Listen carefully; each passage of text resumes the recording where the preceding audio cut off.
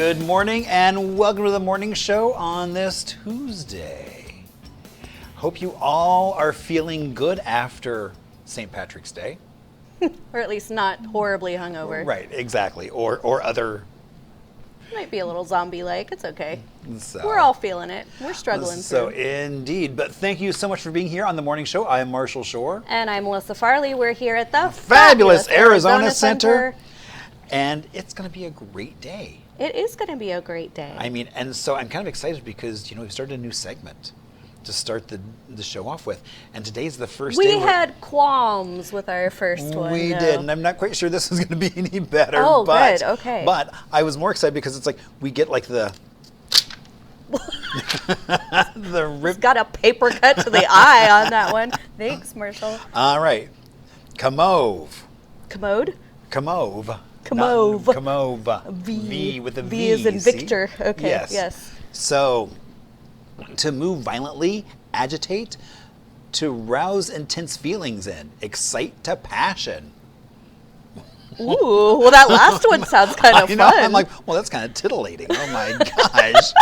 Okay, all right. use commode So if I was going to use it, so this is from Robert Louis Stevenson, The Silverado Squatters from 1883. He who has seen the sea commoved with a great hurricane, think of it very differently from him who has seen it only in a calm. I hate these sentences. I know. I'm like, I absolutely hate the sentences. That doesn't really help. So, but I'm kind of like, what kind of word of the day calendar did you pick? Well, was it a theme? Well, it's Merriam-Webster, so I figured I was like, they have. What are these sentences, though? Well, they're good for word of the day. Maybe we should. Commoved with a great hurricane. All right, can you move violently for me, Marshall? Well, it's like, actually, I think yesterday would have been yesterday would have been better because it's like we were dressed very 80s, and all I had to do was just dance because the 80s dancing was very violent. I mean, like thrash around. Yeah, there was some thrashing. You thrash or you pogo. Okay. So. Commove, ladies and gentlemen, that's is your right. word of the day. Yeah, to move violently or excite to passion. Or agitate. Or create. Am I commoving you? Kind of. Well, good. Okay. I have two friends here that I am so excited. You have friends? I know, it's shocking, isn't it? It is. Yeah, I do. I have friends. They're the only two, and they're here. All of them are right here. So hopefully nothing horrible happens. Everybody Otherwise, who loves me is in this room right now. They're here, and they're just delightful. So we're going to take a quick break, and then we'll introduce you to some of the cool things they are up to right now. Ooh, I love cool things.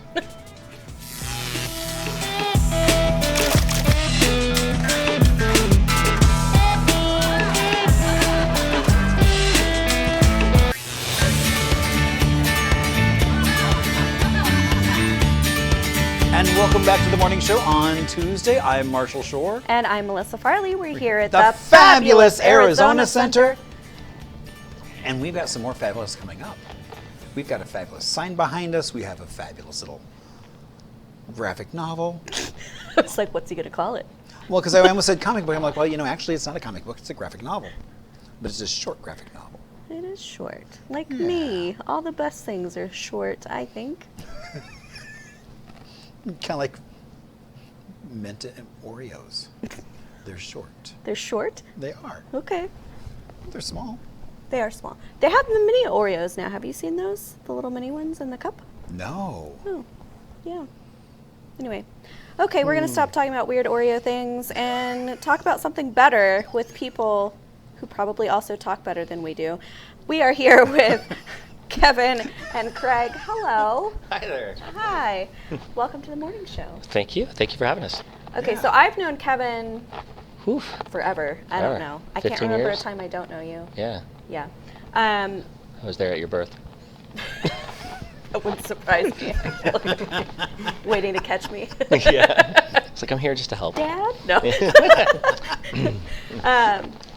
No, so I've known Kevin for a long time. Kevin is an extremely talented director. He taught me acting. Thank you. Just a good friend. I don't know Craig that well. No. He's just the guy sitting at the end. Yeah, It's all good. Craig's always the one with the nice accent, and he's an extremely talented writer, and I have gotten to see several different things that he's been involved with that come to great success, which is cool. But you are here officially with 8-Bit Zombie Productions. 8 is not the number 8, by the way. It's like I ate you. I ate you, yes. Oh, Yeah, clever. Not 8, right? yes. I know. And Shadowblade. So talk a little bit about how you got into this, because I know your history as an artist, but yeah, share a little bit how this came about. Oh, sure. Well, Craig and I have known each other for a while now. We ended up working on a film, I don't know, how long ago? 17 years? 17 years ago. We worked on a film by accident, met each other, and then later down the road, I just did the typical, I need to post about doing a new project. Yep. Post-apocalyptic type of project. And then we got together as friends. He said, hey, I'm in. And he's a great writer. And so we got a chance to work on a project together, and then we were like, why don't we do a film together first? And then we could talk about doing the rest of this, because we already have a screenplay and everything for Shadowblade. Yeah. So we did a film together, and the film sold, did well in market, and we just loved working with each other very, very much. So now it's just like we're partners, and we're like, well, we need a new logo. And he loves zombies, and I love video games, so it was 8-Bit Zombie. Perfect marriage. Yeah. Yeah, I love it. Now, Shadowblade, you've been working on Shadowblade for how long? 7 years now. 7 years. 7 World years. building. Lots of world building. Yeah. Screenplay. Yeah. 7 years. Okay, so talk a little bit about Shadowblade. Yeah, it's a post-apocalyptic action adventure set on Earth about 500 years in the future. It's after an event called the Great Fall. It's kind of our big world-changing event that we came up with, and it's decimated the planet, pushed humanity to the brink of extinction, and it follows the adventures of a young girl called Callie. She's a 15-year-old girl, and she's protected by a woman called Amara, who is a 500-year-old synthetic human called Escape. And so being typical 15-year-old, she gets into trouble, and it's about, they're on the run from the army of Vehemen, and Amara is tasked with protecting Callie, and they get into all kinds of trouble, and at the end of the first issue they come across a cargo that changes the entire course of their story. Yeah. Wow, okay. Yeah. So you say you had basically a screenplay before you did this? Yeah, the screenplay was the first thing that Kevin and I worked on. I think we knocked that out in 2 months. Yeah, It came together pretty very, quick. very quickly. Yeah. And started having some investors start sniffing around and interested. Then we worked on Dr. Seville's horror show, and then revisited Shadowblade, and decided we wanted to do a prequel series as the comic book. And so this will be a six-issue limited series that ties into, it's a time jump in the movie that we've kind of got this little period where we can play around with, and that's where the comic book is set. So we've got enough area to play around with the story, but and we've learned so much more about the characters by doing this. It helped us so much more to build the world and do all the concept art, and then flesh out more of who they are as people. So yeah, it's been a good exercise. Yeah. And Kevin, you do the art for this. I do the coloring, I did the concept art. Okay. So and then co-story with Craig. Nice. Yeah. Okay. Well, and I think that's one thing that I liked at the very end was it's not just, hey, look at this slick production, but you've then kind of got the how did you get to the final steps. Yeah. Which I thought was really cool. We thought that would be for fun for people who like BTS type things. Mm-hmm. Yeah. So, tell us where people can learn more, or is Shadowblade for sale now? Can people walk into comic book stores and find it? A couple of stores here locally in Arizona, Drawn to Comics, Gotham City Comics, Ash nice. Comics. So it's in a few of those. They've been really wonderful and supportive. That's cool. And then, of course, we have our Kickstarter for the second issue going on right now, but you can also get the first issue on the Kickstarter as well. Okay. Ah, very good. Yeah. That way those who might have missed the first one can grab the second one. So how hard is it to get a new comic book story out there? I know everybody's kind of got their old school comics that they have in mind, so when you do a new story like this, how difficult is it to kind of make that impact? It's a challenge.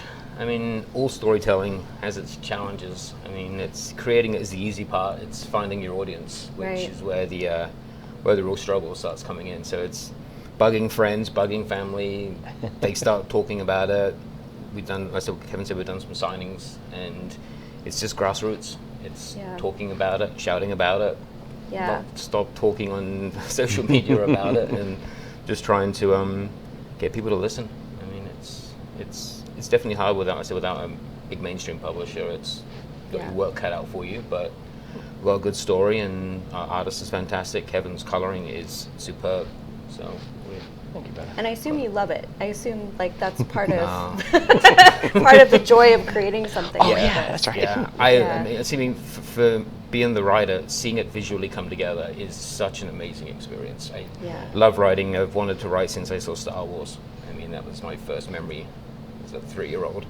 And now seeing the visual elements being added on top of the story I love it. It's been a wonderful experience. Yeah.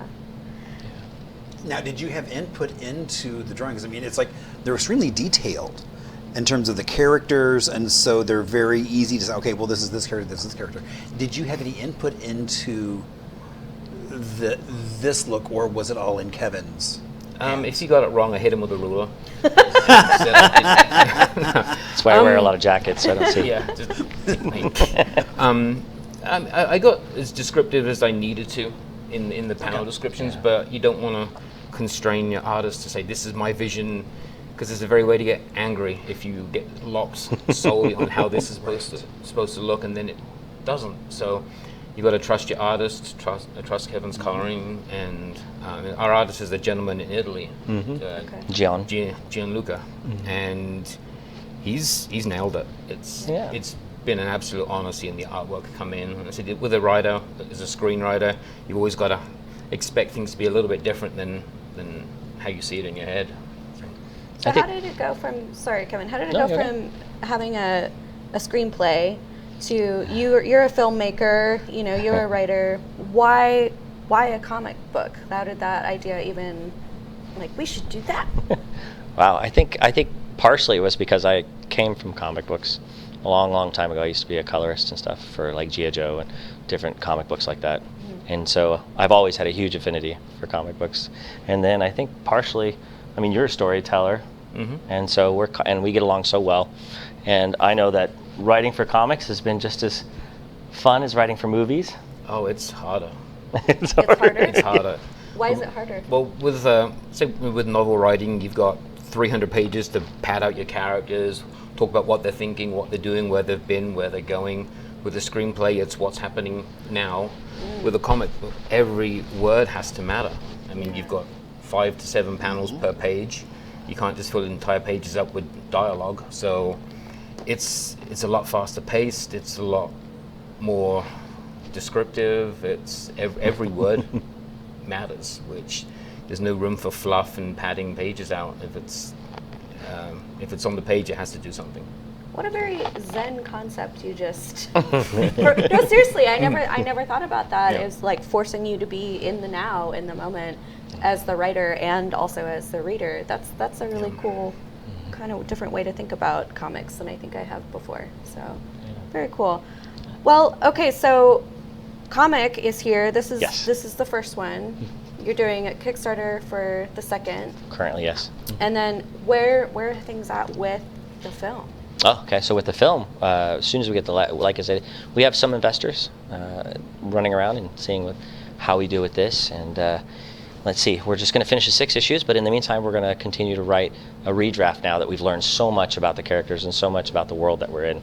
And things like that, like worshipping guns, or all these different facets of life and 500 years into the future. So, and then keeping to the heart of the story. With the film, which is family is bigger than blood. So, and I think that's one of the themes that we're going for a lot. So, where does this cool sign normally live? In my game room. Does it? Yeah. Because it's a really cool sign. Oh, thank you. Yeah. It was a lot of fun. Looked up YouTube tutorials and learned how to paint things. Yeah, that's cool. Yeah. All right. Well, Kevin, Craig, thank you so much for joining us and sharing a little bit about Shadowblade. Just share one more time. You can talk directly into camera. where can people find information about Shadowblade and how to support you? Yeah, we're currently on Facebook at Official Shadowblade. Our online store is officialshadowblade.com. And I think you And on Instagram, official.shadowblade and Instagram.com. So yeah. Are you going to have a table or anything at FanFest this year? Not this year. We did Tucson. Okay. And we did very well. We sold quite a few books, and we've been doing a lot of local. We're going to do Free Comic Book Day as well in Glendale. So. Okay. Oh, fun. Yeah. That's Yeah. such a great day because, I mean, I love there's so much going on. Yeah. Yeah. They said it seemed like it's going to be a really big deal, so Yeah. we're excited to be there. Awesome. Yeah. Okay. All right, we'll give Shadowblade some love, and we're going to be right back after this quick commercial break with our usual hullabaloo, so stick around.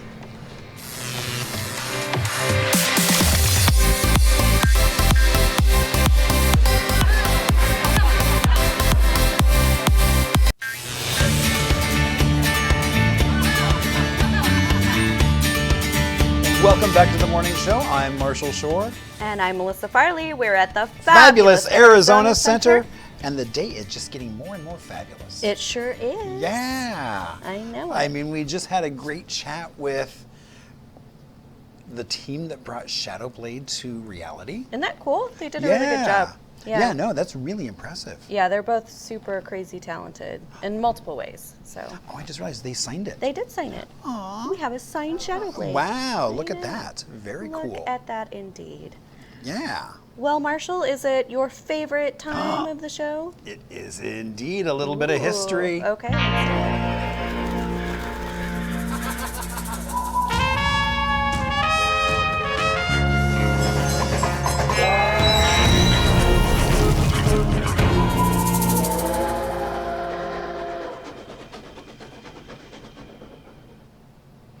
You know, I should have worn a bolo, but only because, like, Arizona has so many state things, like the official neckwear. We have so many. And on this date, back in 1901, before Arizona was even a state, we were still a territory. The legislature adopted the saguaro cactus blossom as the official flower for Arizona. Oh, cool. So it's been our state flower since before we were a state. Well, that's cool. I thought that was kind of cool. Yeah, that is. So, I know. I'm loving seeing all the blooms, the bulbs start to. yeah. Because I know we're going to get a good bloom this year after the rain, I think so. Indeed. So, yeah, so it's going to be really spectacular. And I love, like, Desert Tower Gardens will have all kinds of blooms going on. Yeah. So, Nope. It's one of my favorite times of year. indeed, because the desert comes to life. It does. Yeah. Yeah. We'll be sharing some wildflower, not wildfire, wildflower. Can't say that word apparently.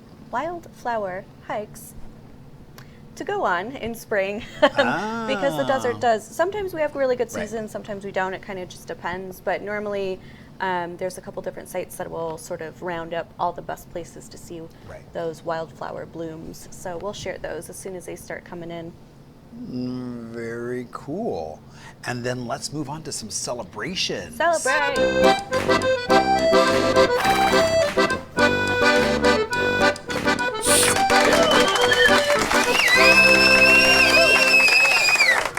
What do we got today, Marsh? All right, so you know, I love a good prop. And so because today is the third day of the third week in the third month, it is 3D Day. Oh boy. Talking about how, you know, I mean, the first kind of three-dimensional drawings were made back in 1838. But I always love to squeeze in a little bit of Viewmaster history because this was designed by a Carver High School graduate in South Phoenix. He's not Charles joking, Harris. by the way. He really does like to squeeze in. Oh yeah, no, I mean, well, Viewmaster because history. here's a reel I made about Charles Harrison that you can see in his own device. So there you go. Well, very But cool. you know, I mean, 3D technology has gone all the way from just drawings on a board that you would raise and lower to look at to now there's all kinds of augmented reality headsets you can wear for 3D. So yeah, so it's like, you know, 3D has become of age where it's not just 2D, but now it actually is technology with augmented reality and Well, who that's a knows good what. picture of him in there. Yeah. holding his Viewmaster. Yeah. Well, very cool. Very good. All right, so it is also 2 for Tuesday. 2 for Tuesday. I'm sorry, actually, tea for 2 for Oh, Tuesday. tea for 2. I was like, wait a minute, I forgot what's important about the fact that we have tea. We do have tea. We've got lovely cups of tea in front of Indeed. us. So we have lovely tea because, I love doing tea with friends because it's just a time to sit down, relax. I mean, whether you're doing it at home, it's like in Tucson, there's 7 Cups Chinese Tea House, which you can do a variety of. They have 100 different teas.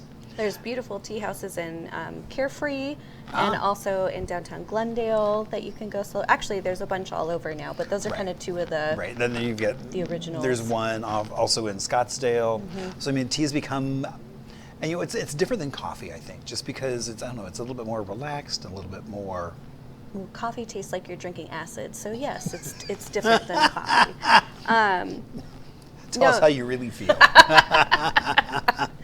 Well, now I actually, you know how people have bar carts? I have a tea cart at home. Yeah, so I love tea. It just kind of makes me feel, I don't know, like I'm doing something kind and good for myself, sort of a nice quiet moment for me.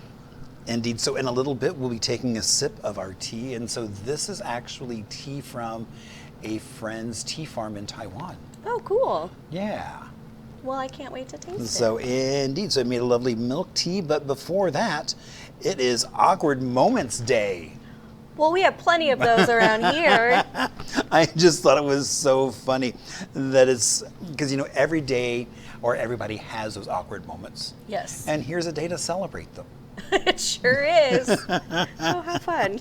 I love that. So I just thought it was, and maybe sharing a short story with how you were embarrassed by somebody or something else to help somebody getting over their fears, things like that. So I was just embarrassed the other day. I had an awkward moment.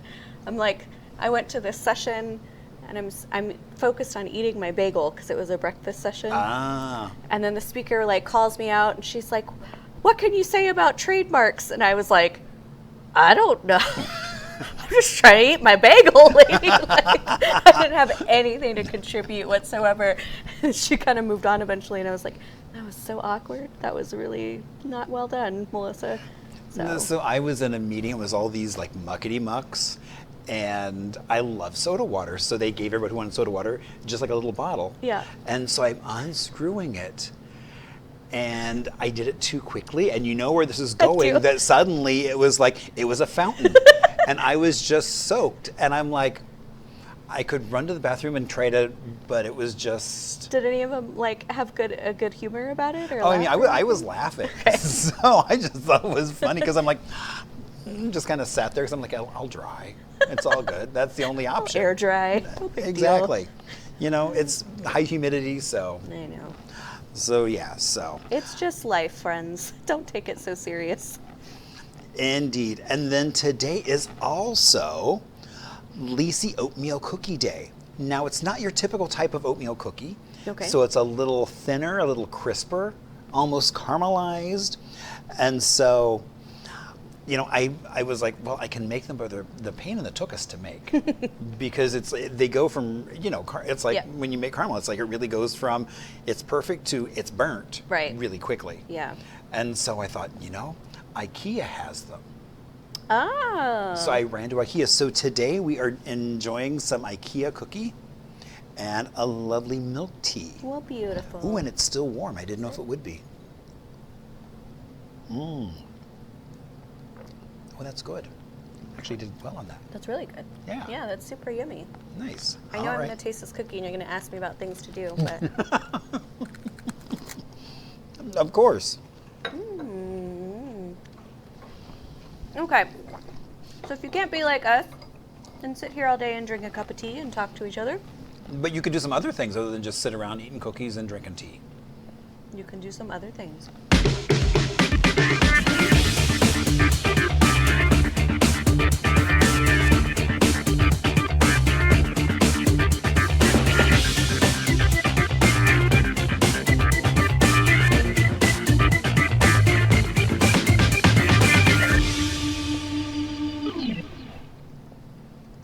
All right, trivia time. Oh, I was like, okay, what's up first, trivia or bingo? I know, because we didn't have either in yesterday's I know. lineup. So, Dylan. Yeah. No, I'm kidding.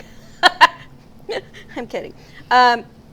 So we've got One Hit Wonders Trivia Night at Whiskey Wednesday Bar and Grill in Mesa at 6:30. So if you think you are the queen or king of knowing all those obscure one-hit wonders, then come on by to Whiskey Wednesday and try your luck at winning some trivia. There is no cover, so you can just come on down and join in on the fun. I mean, I think I would do on the 80s and 90s, but the 2000s one-hit wonders, I'm like, Yeah, I wouldn't be great about that either. Yeah, I don't know. Well, maybe the 2000s, but, well, early 2000s I could probably do okay at. You were like segmenting. Well, if it's the early 2000s. Early, yeah. Okay. We've also got, this sounds interesting to me, the Great White Bridges Challenge at the Peoria Main Library. This is happening at 3 p.m. So basically, you and the family can build a bridge and test its strength. That's right. Oh, I love this type of thing. It's so much fun. Yeah, so this is, like I said, a totally family-friendly event. Space is limited to the first 100 participants, so it's first come, first serve. And it's totally free to participate in this, and it's going to go from 3 to 4 p.m. today. So Fun. yeah, I think that sounds like a cool thing to do. Also, if you're brave or just in the industry and want to come on by, it's open mic comedy night at Playmaker Sports Bar and Grill in Goodyear at 7 p.m. So it's just a bunch of laughs, some good drinks, good food, and they promise to have great people. So hopefully they wouldn't lie about such a thing. You can sign up to do the open mic, or if you want to just come watch and hang out, eat some food, you can do that. There's no cover. The sign-ups start at 6:30, and then the show will go from 7 to 9. This one is happening at JoJo's Shake Bar in Scottsdale. It is a keychain making and dining experience. So basically, it's a fun activity, again, to do with those kids. It's something that can keep them entertained during spring break. You can bring them to JoJo's all March long for a keychain making and dining experience. So basically, you get an appetizer, an entree, and then all the supplies you need to make a really cool keychain. So What fun, and keep all your keys in one place. that's right. Or they can put it on their backpack when they go back to school. It's $29 per person, and it's from 1 p.m. to 11 p.m. Okay, and last but not least, we've got an open mic and jam session happening over at Charlie's Place in Glendale at 7 p.m. So they do this every Tuesday. It is hosted by Tom Main, and this is open for singers, musicians, poets, basically anyone who just wants to share skills and entertain the crowd. You can join in. There's no cover. They just hope that you bring a little bit of cashola for some drinks and some food and have a good time. So that's at 7 p.m. tonight at Charlie's. Very cool. It is very cool. Yeah. Well, I'm going to enjoy some more of my tea while you enlighten me on some some birthdays. birthdays. It's your birthday. Jump up, go have a great day. Everyone has come to see you. Make a wish and hope it comes true.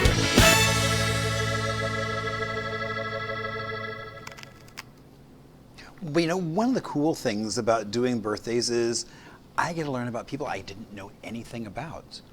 And so, you know, the diesel engine, you wonder, well, where did that come from? It came from Rudolf Diesel. That he was, yes, his last name was Diesel. Okay. Which I had no clue. And so in the late 1800s, he was trying to create a better engine than a steam engine. And so he created the diesel engine. Wow. And so I didn't realize it had been around that long, nor was it named for Rudolph. So happy birthday. And then, you know, we've been talking about, we had the other day, we had some wicked things people could be doing. You know, when you talk about Broadway theater, John Kander of Kander and Ebb, 16 Broadway productions under their belt. He is turning 97. Oh, wow. They've done such classics as Cabaret, Chicago. They've won multiple Emmy Awards. Kiss of the Spider-Woman, the list just goes on and on for Kander and Ebb. And so happy birthday, John Kander. Happy birthday. And then Vanessa Williams. Vanessa Williams. Indeed, you know, she came to fame when she was the first African-American to win Miss America. That's right. Back in 1983, then there was a bit of a scandal, and she wound up having to give up that title because there were some flattering photos of her published in a unscrupulous magazine. Which is such total bullcrap, I by the way. completely agree with that. But she has gone on to be in movies, done music. You might know her. She was in Ugly Betty. I know. So I think that's where I was like, it's like, oh my God, she was so much fun in that. She was a lot of fun in that. So, She was very mean in that, but she was fun. yes, but I don't think I don't think she's a mean person. So that's why. No, I don't think so That's why either. that made it fun. Was she was mean in a campy way. Yeah. And she is turning 61. Well, good for her. That's exactly what I thought. And then Queen Latifah, considered to be one of the hip hop pioneers and feminist. Her first album was in 1889, All Hail to the Queen. And it sold over 1 million records. She's gone on to do such things as Living Single with a whole host of stars, as well as she has been on Broadway in Chicago. And Wait, she wasn't. No, actually, she was in the movie. The movie Chicago. Yeah, Okay. she was Yeah, in- I was like. Yeah, I was like, wait a minute, no. So she was in Chicago on the movie and nominated for Academy Award. And she also recently played Bessie Smith in an Emmy Award-winning HBO film, Bessie, back in 2015, which was really good. And she is 54. Well, happy birthday to the Queen. Indeed, happy birthday to Queen Latifah. Yes. Yeah. And happy birthday to all of you celebrating today, which brings us to our point. If you have a birthday, something you'd like to celebrate, please let us know. You can find us on Instagram at On The Morning Show, and you can also email us at hello@onthemorningshow.com. I am just gonna cheers out this Tuesday I know. episode with my tea. This has been a delightful day, Yeah. and we will see you Wednesday for Marshall's favorite hump day episode of the week. Indeed. Cheers. Cheers.